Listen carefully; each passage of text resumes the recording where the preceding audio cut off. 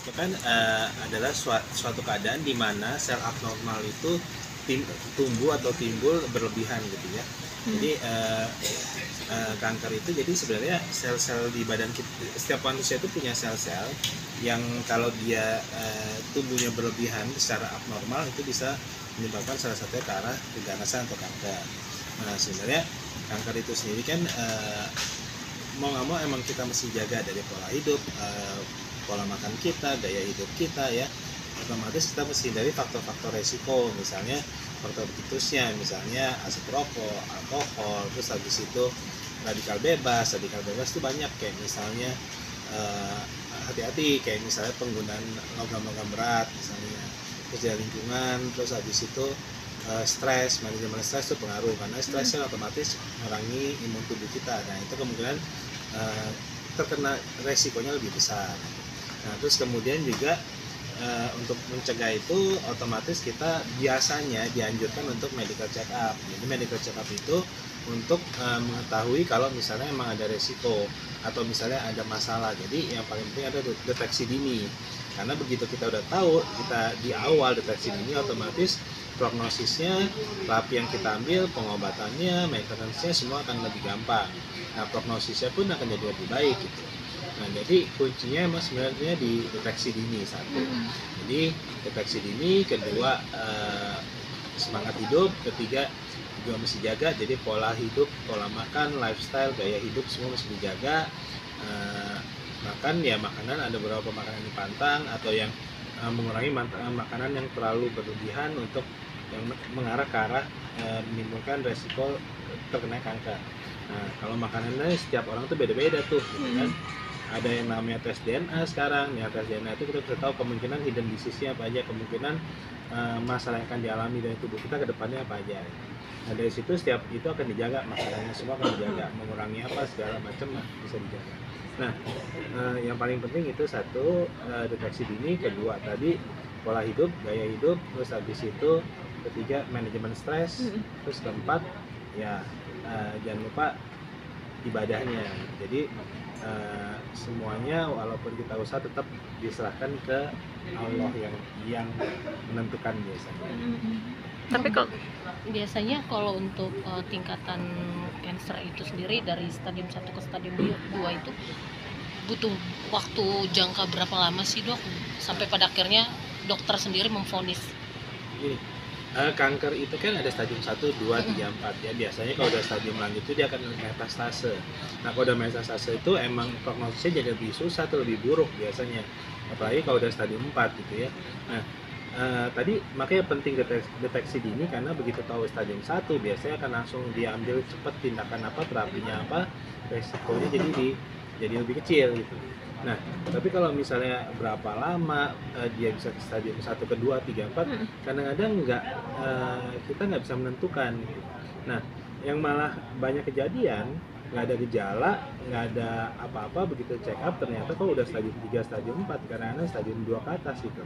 Nah, kadang-kadang itu yang malah terjadi, makanya dianjurkan tadi kita lebih mawas diri, tadi yang deteksi dini dengan cara medical check up. Jadi rutin aja medical check up, itu pun kalau medical check up rutin kadang-kadang bisa kecolongan juga gitu.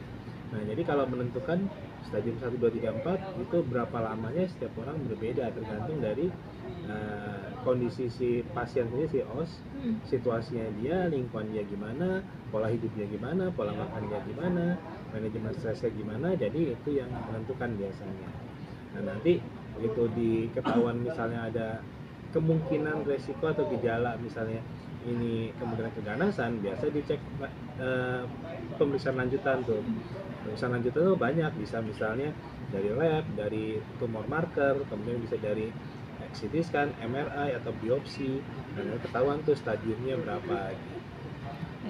Biasanya dok kalau kayak gitu untuk mengatasinya biar tidak aktif gitu, biasanya kan ada kan dok di belakang ini kankernya aktif atau jinak atau tidak jinak ganas gitu. atau iya gimana begini, tuh jadi dok, maaf. Begitu kamu misalnya contohnya gini, begitu ketemu benjolan di kedokteran itu semua benjolan kita sebut tumor, tapi yang kaget dulu, tumor itu ada yang jinak ada yang ganas.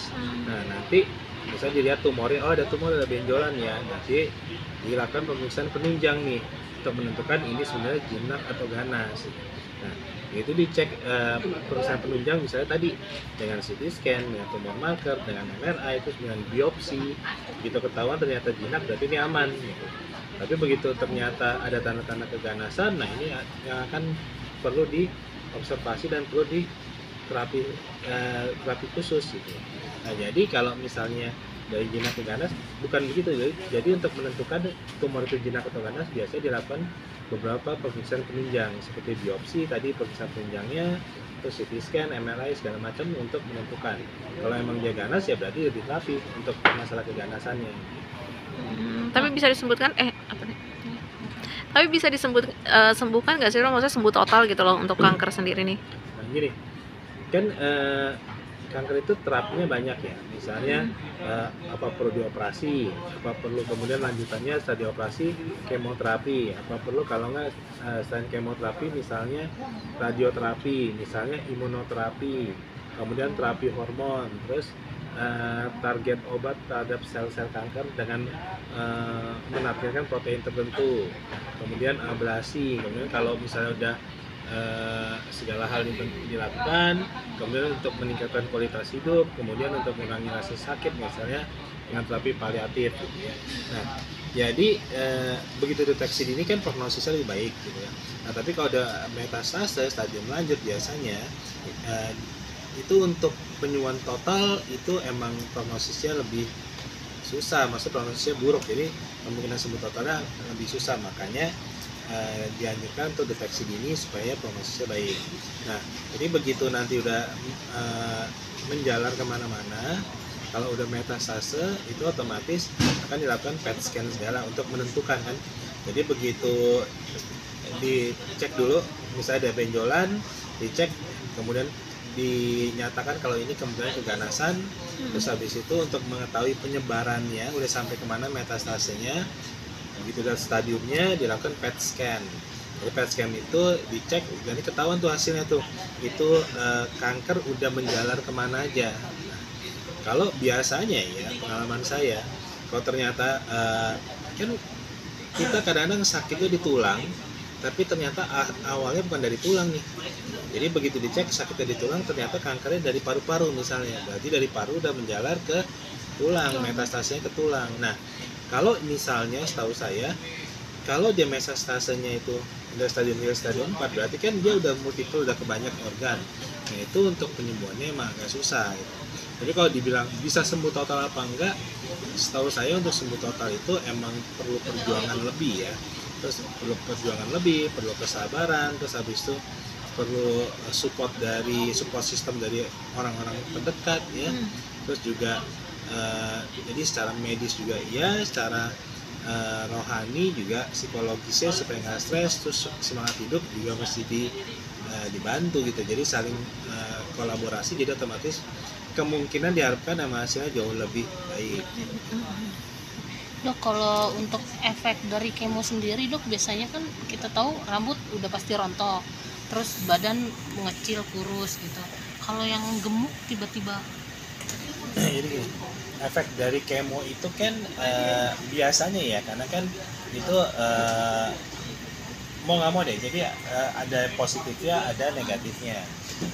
Biasanya di kedokteran kita ambil itu yang lebih banyak positifnya dibandingin negatifnya. Jadi emang obat atau tindakan pasti ada efek sampingnya, cuman kalau yang mana benefitnya lebih besar kita ambil, jadi efek sampingnya kita minimalisir biasanya. Tapi efek kemo benar, efek kemo itu kan biasanya mual, muntah, mau makan susah, makanya badannya kurus, terus rambut rontok, terus kadang-kadang kulitnya semua seperti kebakar segala ya. Nah, kualitas hidup terganggu segala. Nah, itu macam-macam efek kemo. Nah, kalau ditanya kok bisa tiba-tiba gemuk misalnya. Nah, tergantung satu keadaan si pasien sih. Kedua, stadium dari kansernya stadium berapa. Ketiga, terapi yang dipakai apa aja nih. Kan tadi banyak ya jenis terapinya. Nah, terus kemudian berapa lama aja kansernya, terus berapa lama sudah kemo, apakah kemonya sebenarnya sudah selesai dilanjutkan dengan radioterapi, atau misalnya perlu, karena waktu melakukan misalnya untuk terapi CT scan misalnya dengan kontras. Nah itu biasanya untuk persiapannya emang kita menggunakan steroid dulu, dosis tinggi supaya mencegah inflamasi biasanya. Nah kemudian kalau misalnya emang pas kemonya dia kurus, terus habis itu kan karena pas kemo biasa mual muntah ya enak kan. Nah itu selesai kemo biasanya itu gejala-gejala mual muntahnya akan berkurang. Nah biasanya si os jadi kadang-kadang mulai balik makan seperti biasa. Nah kadang-kadang ada yang kelebihan makannya juga gitu loh. Jadi kadang-kadang berat badannya juga bisa naik. Oke, makasih dok.